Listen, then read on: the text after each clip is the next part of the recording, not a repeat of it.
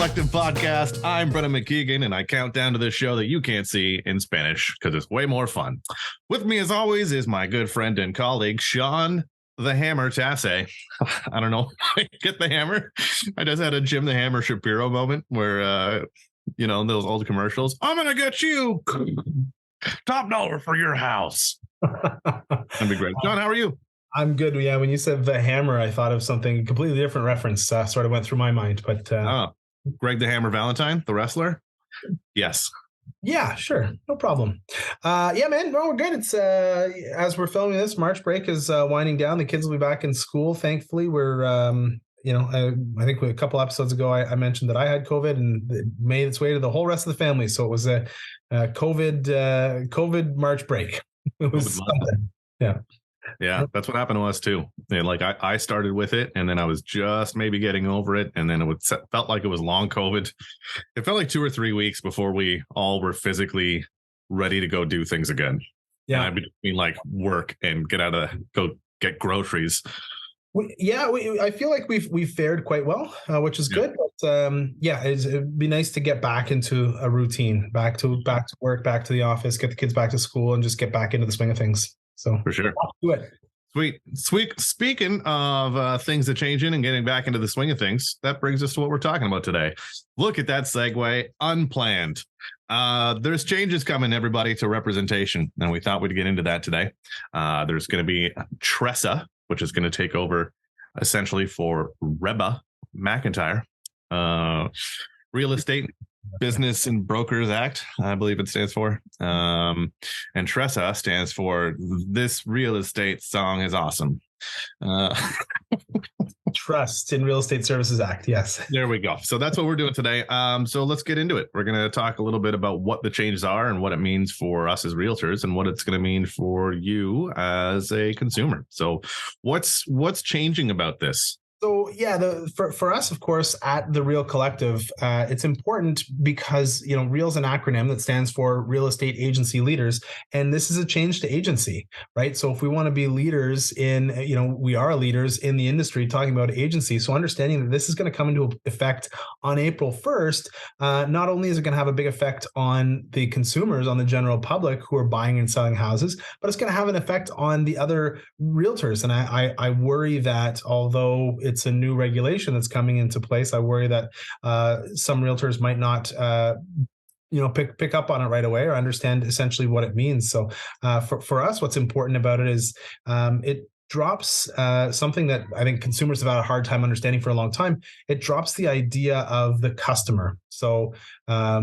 typically we were defining people into 3 different categories. One category being a client, which is, that's everybody that we're typically working with, and they're owed fiduciary services. Okay. And then there's a customer. And that customer is they're not owed fiduciary services. They're just owed honesty and, service. That's it. You're just doing the work for a customer, but you're taking into account the best interests of a client. And the third group is unrepresented parties. So people who you have nothing to do with, essentially. So it was confusing for people because I think that they were conflating client and customer a lot and not really understanding the difference. And I think especially a lot of new registrants might not understand the difference either, right? I mean, a lot of times you rush through your registration and you're just trying to go and make a deal somewhere, right? To pay back everything. So it's either that or they're so hot to trot that they're keeping up on everything by the book.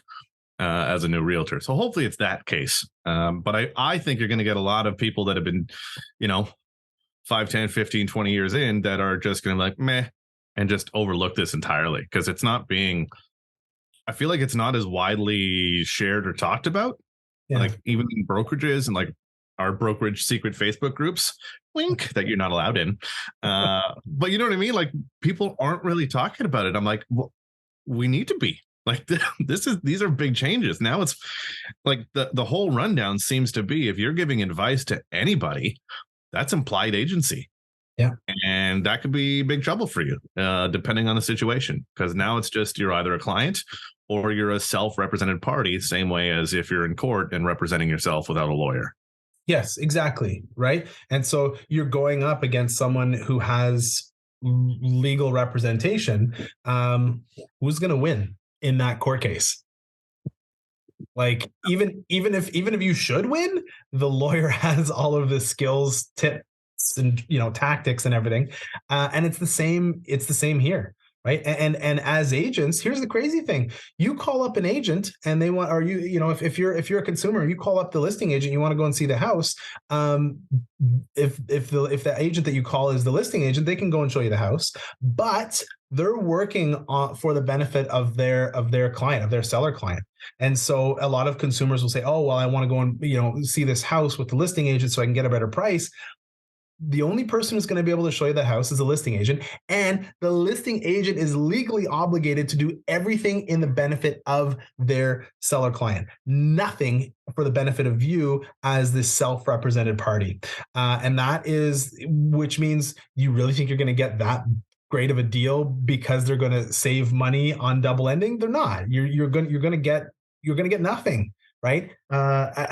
Where I see this moving is you're moving towards I forget what the name for it is, but where you're not represented necessarily by the brokerage, but you're represented by the individual, and the seller determines what they're paying their agent. Right. And the buyer determines what they're paying their agent. So each party, because right now the seller determines what the buyer agent is paid based on an agreement that they have with the seller's agent. And the buyer's agent just gets that in terms of a commission. I see this moving towards, having a differentiation of representation. I see this as moving towards each agent, either the seller agent or the buyer agent, having an agreement with their client that agrees to some form of compensation or remuneration for the work that they do, which is exciting. I like that idea that the buyer's agent can choose to do it for free if they want, or they can choose to, or the listing agent doesn't have to agree to pay money to a buyer's agent that they don't know or have never met before. So I think it's nice to be able to think about hiring your own agent and paying them what's fair. Yeah. But that's not what this is. That's my brain moving forwards. Yeah. And I think like from so far how this seems to be playing out, like the brokerage, they're prohibited from representing more than one client in respect of same trade in real estate, unless the brokerage has disclosed the required information and has obtained consent in writing of every client to be represented by the brokerage in that trade. So it kind of sounds like multiple representation isn't really changing that much. And multiple representation is even the same team in the same trade. So we're Real Collective. We work with RE/MAX Hallmark. Anyone else that works for RE/MAX Hallmark is technically multiple representation. Yeah. So it's basically just making sure that everyone signs off on that and knows what's going on. And same thing even within our team. Like when Sean has a listing and people are interested, we usually have that go off to somebody else on the team. So I might take the buyer in through Sean's listing so that I can take care of the buyer and make sure their best interests are held. And Sean can take care of the sellers and make sure that they're held just as That's why I like the idea of the representation agreement going directly to the agent. And then the next step of that is just cutting out multiple representation completely. So you can't represent two parties on the same transaction. But you can't represent you as a single individual can't represent the same person. The problem is they've got the brokerage set up as the individual. So your representation agreement is actually with the brokerage, not with your agent. But again, that's not what we're talking about today. We're talking about the change and the movement towards this TRESA, Trust in Real Estate Services Act. And it replaces, like Brenden said, REBA from 2002. So it's about a 20-year-old system. And it moves towards the idea that there is no gray area of representation. Either you're represented by an agent or you're not represented by an agent. That's it. There's no limited services that are applicable to a customer as opposed to a client, and it removes any of this idea of, oh, well, an agent's going to help me with this, but they're not really working for me. They're working for someone else. You can't do anything for an unrepresented party as an agent, right? So it's so cut and dry. It's like, this is a 1, this is a 0, the end. Here's the crazy thing. If you do have a client who you're representing and you get involved with someone who is an unrepresented party, you can get involved, you can answer questions, you can do that sort of thing. So it's not like don't talk to anybody, but you have to do all of that simply for the benefit of your client.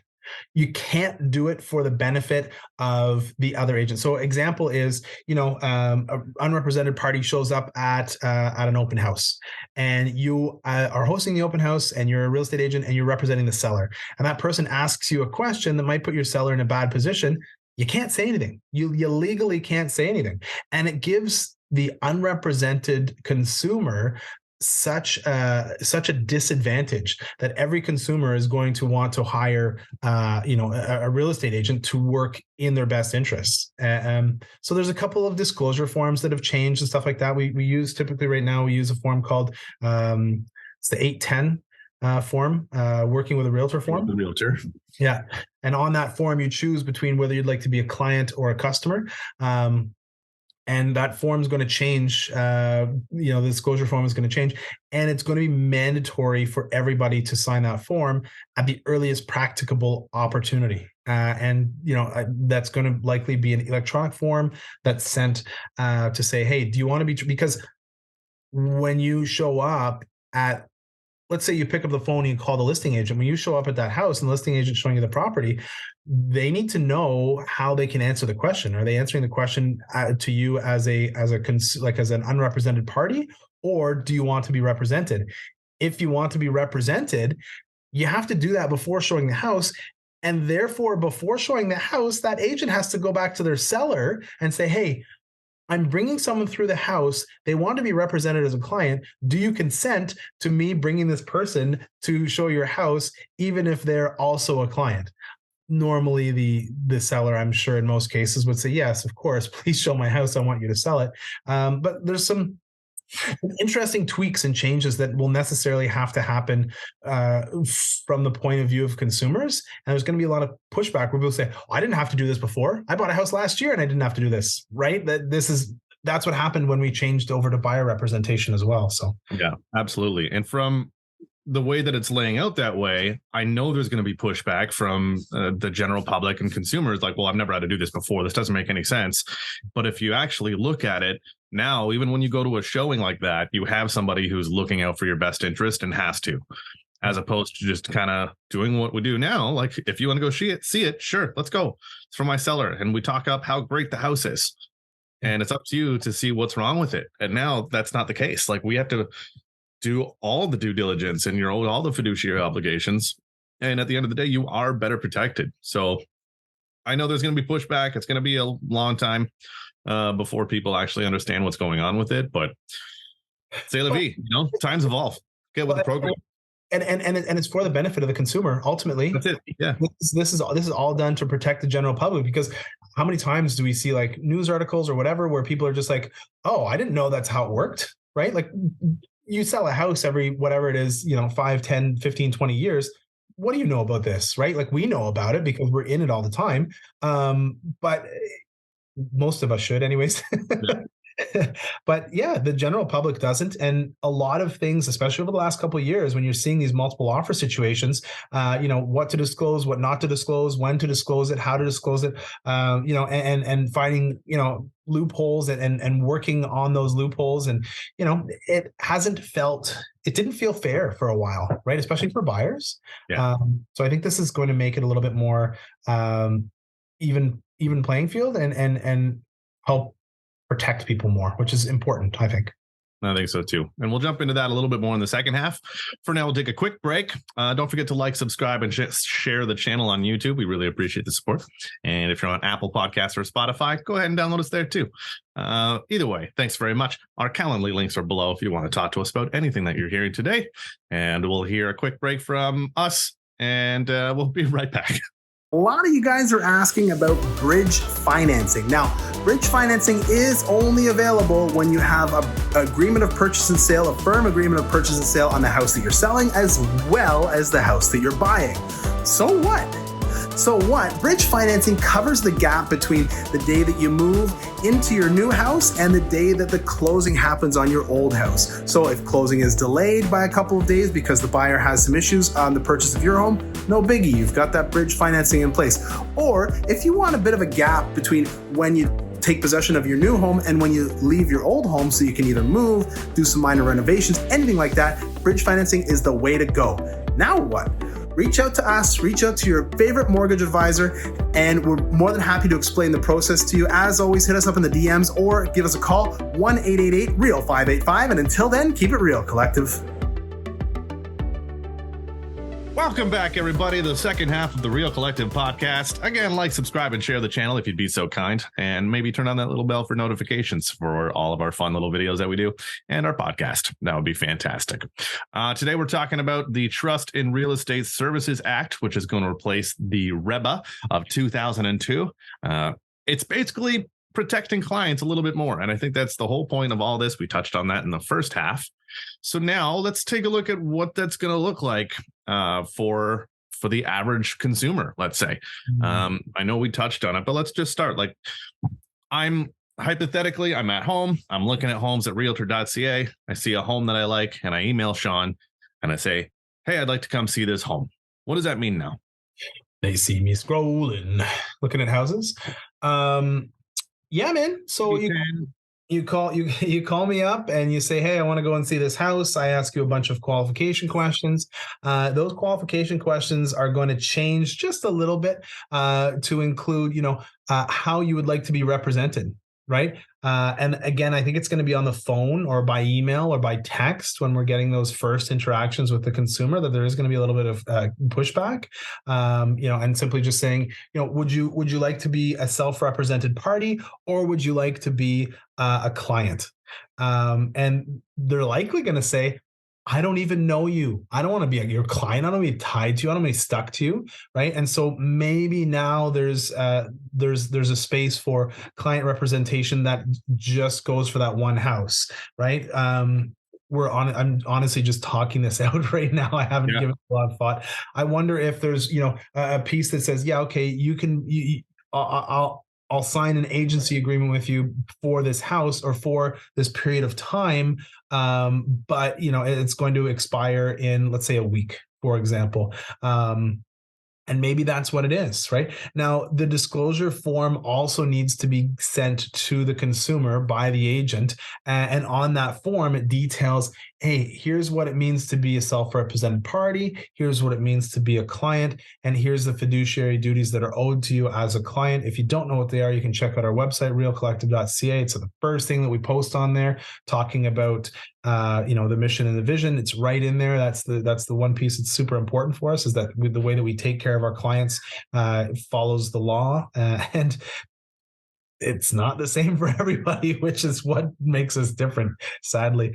And so, making sure that we understand all of that is again why we're looking at this today. But so you choose as a consumer, hey, what do you want to do? Do you want to be a client, or do you want to be a self-represented party when we go and look at this house? That's one of the. So let's say that I'm going to, as the consumer, I'm going to say, well, no, I'm a self-represented party. I don't know you, because they're not going to understand it. And maybe some people go la la la la la, and they don't want to hear it. Right. So they sign off on that. They agree to it. Now we're at the house.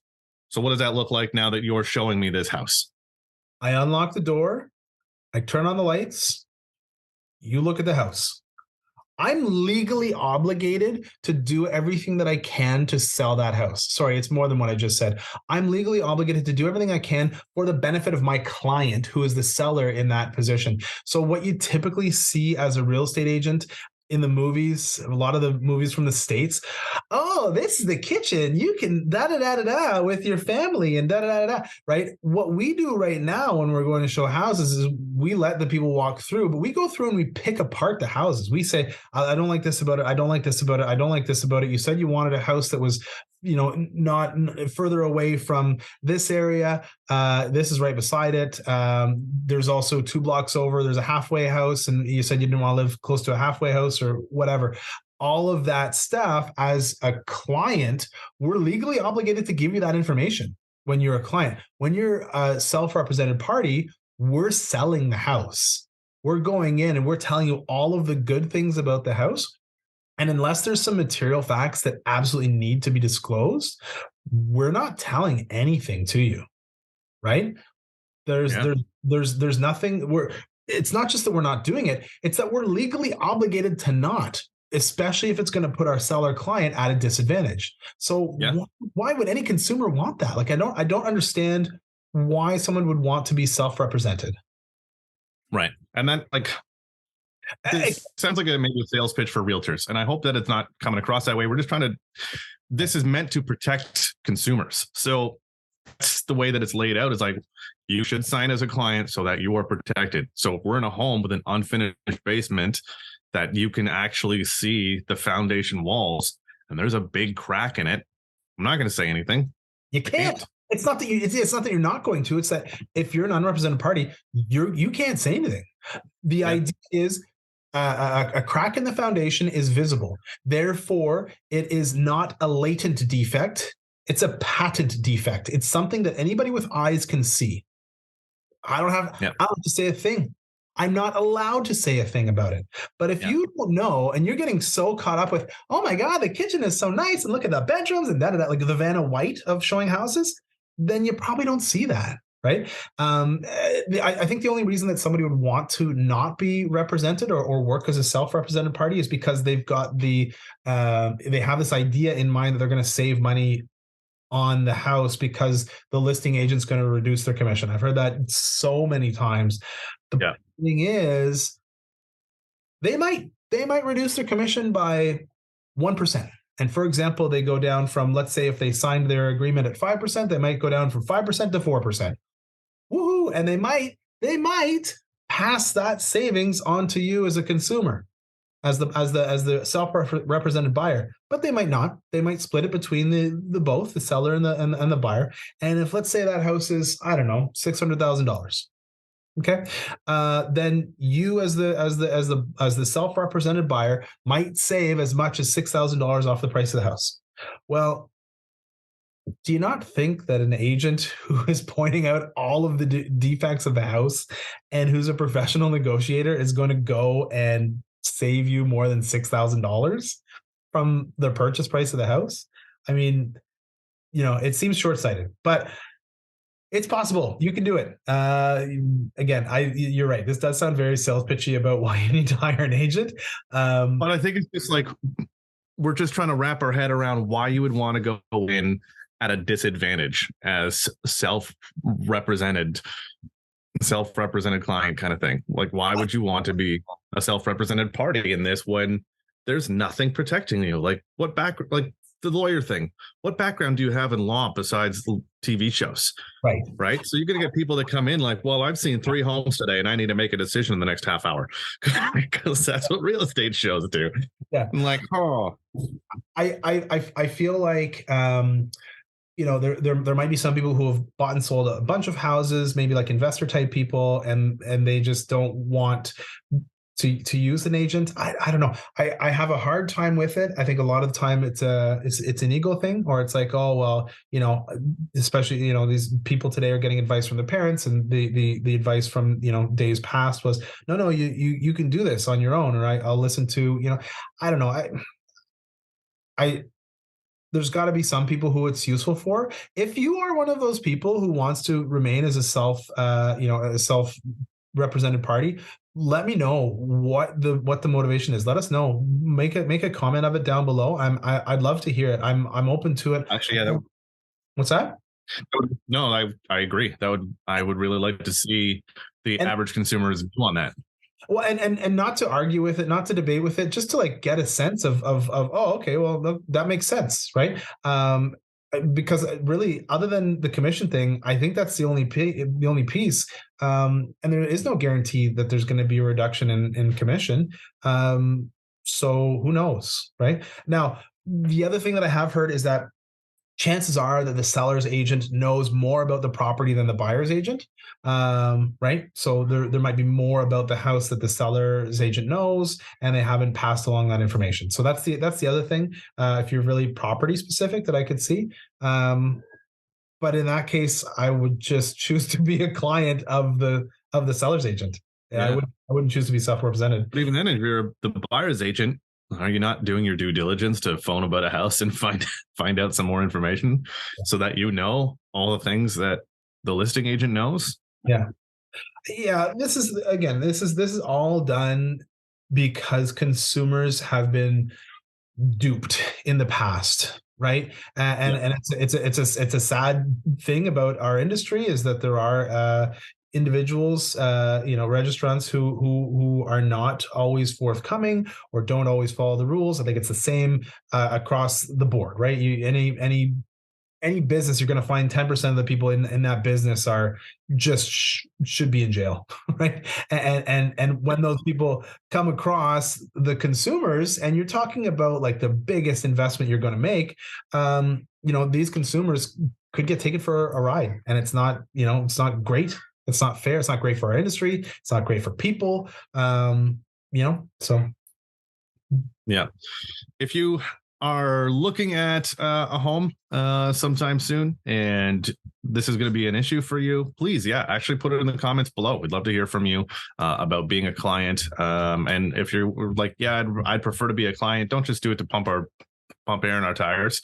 And if you're doing it because you want to be a self-represented party, let us know why, because I would really I'd like to understand where people are coming from with this, just so that when that does happen for us, because it will, we know what kind of person or mindset that we're going to be dealing with, and we have a better advantage as far as making sure that everything is done properly and how it should go in a real estate trade, so that you get what you want, whether that's being a client or being a self-represented party.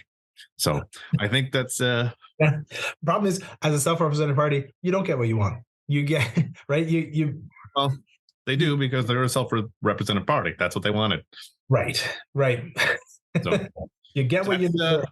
That's it, guys. We're gonna wrap it up there. We're gonna put it in the comments below. Let us know what's going on there. Check out some of the other videos. If you want to talk more about this, obviously our Calendly links are below, or you can do a Google search of Tasse. Yes. Yeah, you can check out their super boring videos. They talk really slow, but if you type in Tasse or Rico, you can see the information that is being passed along from the Real Estate Council of Ontario, pumped out to all of the different real estate agents. So if you want, it's really boring. I explained to my wife what we were talking about today, and as I was explaining it, she's like, "I am falling asleep on this explanation." Well, you did 1.5 speed. At least. Hopefully this introduction has been a little bit more spirited for those watching. But it's if you're not into this stuff, it is really dry. So the number of views on this video, 3. That's my prediction. Yeah, there you go. So but if you're looking for a house, you're going to have to decide. So there it is. Calendly links are below. Like, subscribe, and share the channel. Find us on Apple Podcasts and Spotify. I'm Brendan McKeigan. This is Tasse. Until the next one, keep it real. Collective.